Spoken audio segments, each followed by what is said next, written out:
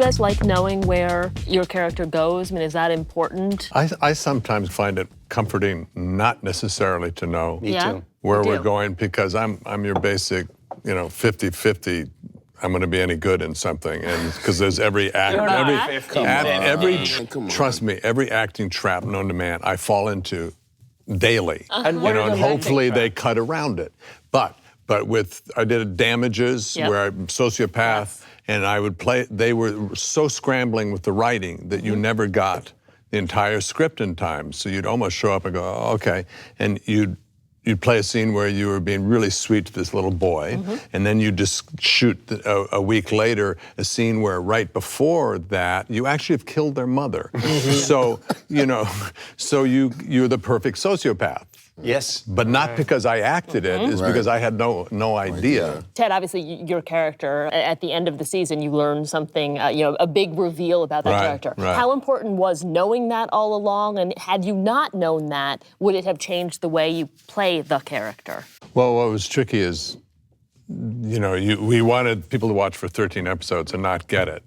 So I literally never had a private moment where I'd say something to somebody, they'd walk off, and I'd have a moment, which is what humanizes people.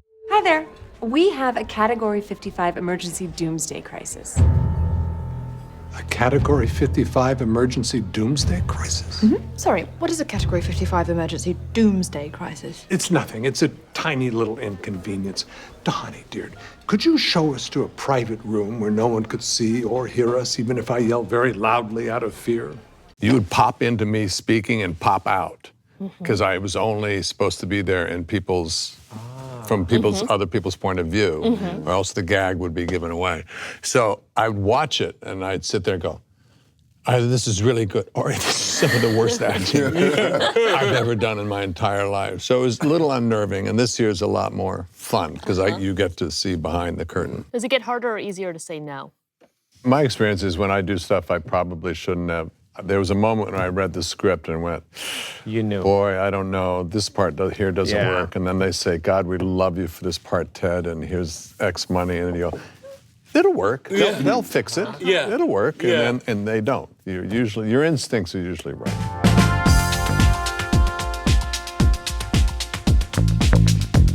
This is a question that we typically ask women, but I want to flip the script a bit. What is the most overtly sexist thing that's happened to you while working in Hollywood? Wow. Sexy?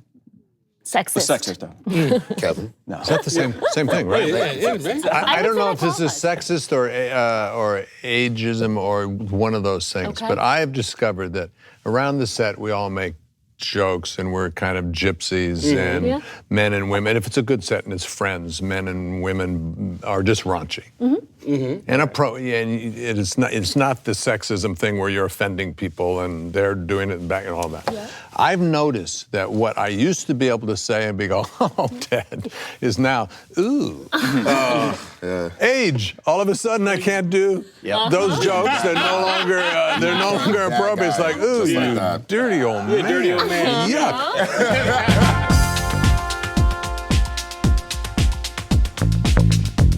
Can I just do quickly my favorite fan encounter? Absolutely. Coming out of a restaurant in New York, daytime, some guy says, hey, Ted. And I turn around and it's like, you remember that time I watched you on TV? That's right.